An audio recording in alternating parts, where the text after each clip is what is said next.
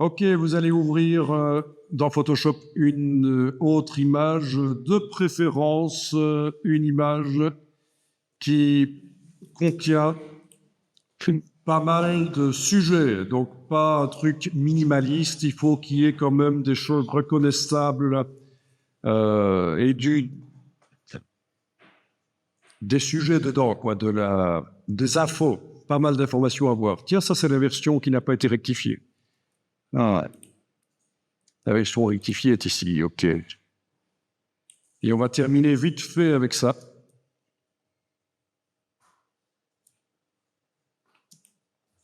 Et donc, on va terminer avec ce dont je vous parlais tout à l'heure. Parmi les choses qui nous restait à voir, la palette historique de Photoshop utilisée de manière créative.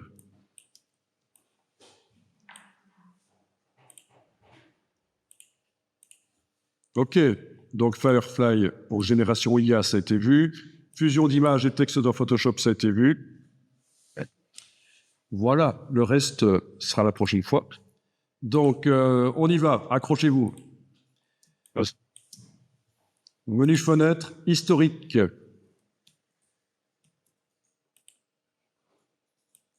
Dans le menu de la palette historique, options d'historique.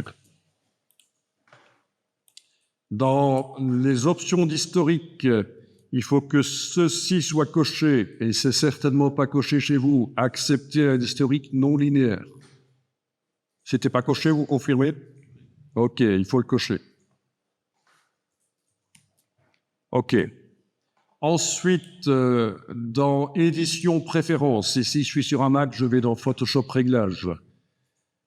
Historique, édition préférence historique ou Photoshop réglage historique. C'est pas ça, je me suis planté.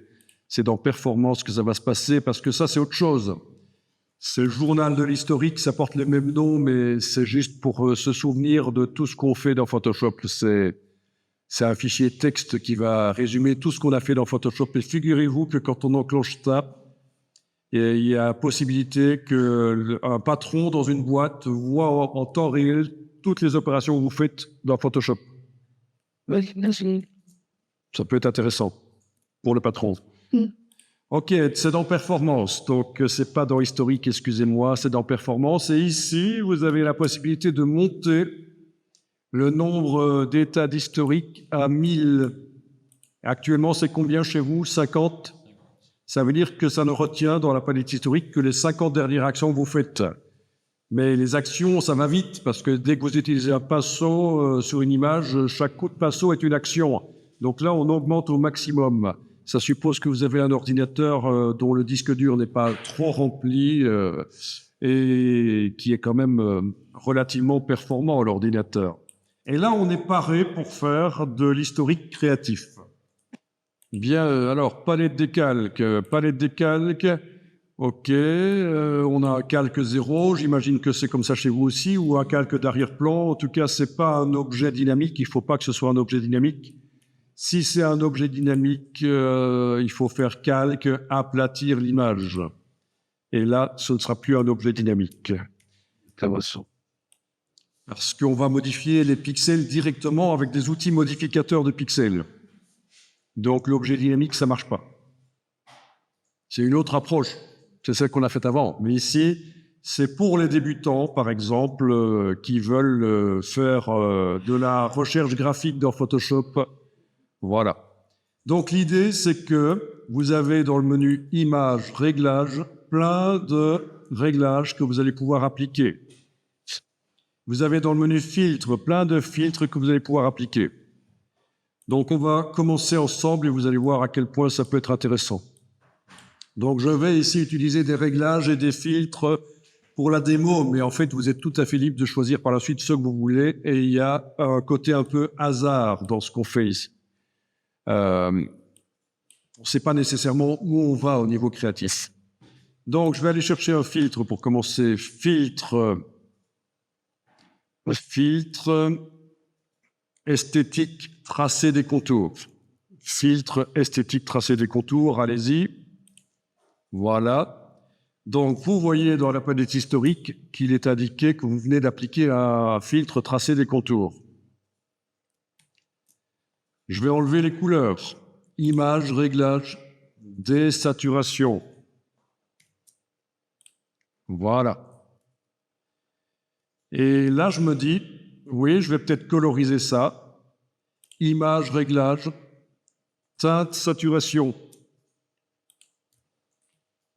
Vous remarquez que je n'utilise pas du tout des calques de réglage. Il faut que dans la palette des calques, on reste avec un seul calque. C'est pour ça que je ne vais pas dans le menu calque, réglage, chercher teinte, saturation. Je vais le chercher dans image, réglage. C'est les réglages destructifs. Donc, pour coloriser ça, je vais cocher la case colorisée et bouger le curseur ici. Et vous pouvez même avoir un effet un peu de plan, de projet d'architecte. En fait, si vous montez la saturation, vous voyez, je ne sais pas si vous connaissez ça, ça s'appelle comment, des stencils d'architecte ou je ne sais pas, oui, c'est ça, des stencils. Voilà.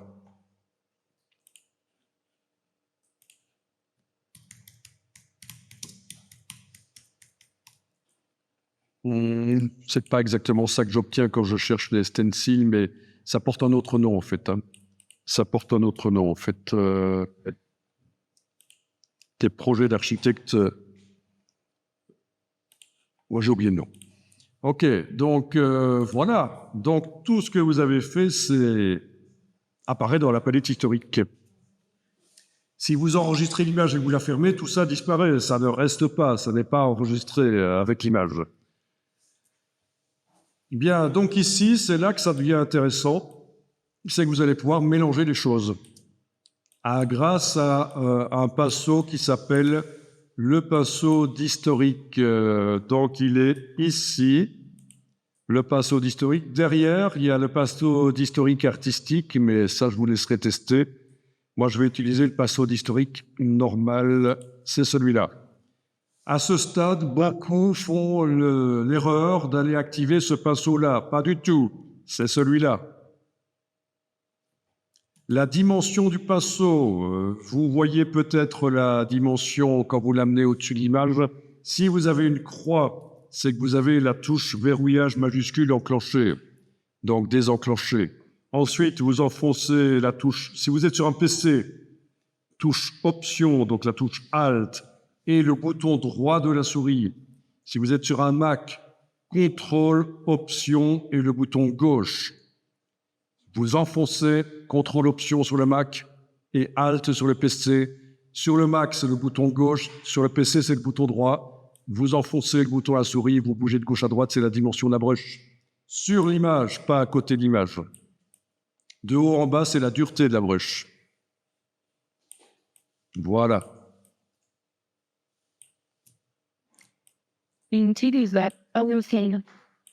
Et l'erreur habituelle, c'est ceux qui utilisent un Mac, ils ont entendu que j'ai dit Contrôle Option, Contrôle Alt donc, et bouton gauche, et ils réfléchissent et ils se disent ah ben c'est donc Commande Option. Eh bien absolument pas, c'est Contrôle Option. Et bouton gauche sur le Mac et sur le PC, Alt et bouton droit. Est-ce que ça fonctionne? Ok, donc chez toi, je ne sais pas pourquoi, tu avais plusieurs calques, et ça, c'est plutôt mauvais pour la suite, ça risque de ne pas marcher comme on veut. C'est pas grave, faudra essayer. Donc, dans la palette historique, vous allez cliquer sur la petite case en face de ce que vous voulez réinjecter. Par exemple, au moment où j'ai aplati l'image, je n'avais pas encore fait la tracée des contours et la désaturation et la colorisation par teinte de saturation. Donc, si je mets la petite case là en face, voilà, et puis je passe, je réinjecte, voilà. Voilà. OK? À force de passer, j'ai tout réinjecté. Mais donc là, ce que je peux faire maintenant, c'est aller en face de tracer des contours et injecter quand j'avais fait le tracé des contours. Voilà. Ah oui, et puis l'injection peut se faire avec une opacité qui n'est pas à 100%, on peut faire du mélange. Mais là, je suis resté à 100%.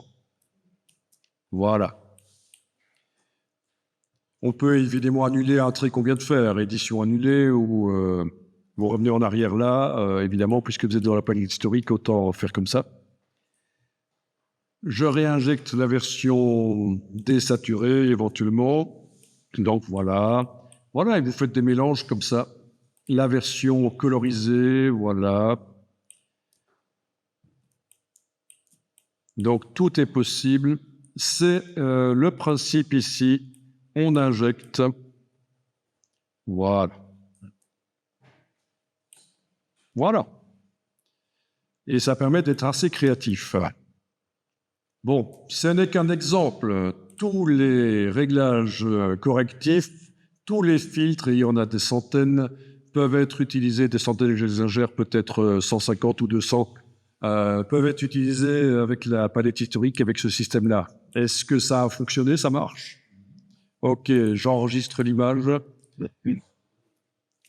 Au format Photoshop, pourquoi pas, oui. Ah tiens, elle était déjà au format Photoshop, attention, je vais écraser, ça va pas.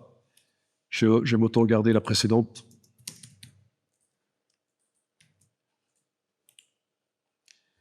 Ok, si je fais fichier fermé, elle est fermée. Si je la réouvre, là voilà, touche F sur le Mac, voilà. Ok, mais la palette historique est vide. Donc c'est bien ce que je vous avais dit, ça ne s'enregistre pas avec l'image, la palette historique. Ok, si on avait plus de temps, on pourrait faire plein de versions plus ou moins bizarres sur cette image.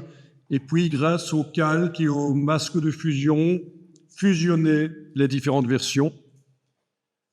Ça devient encore plus créatif. Mais on n'a pas le temps ici, donc on va s'arrêter là.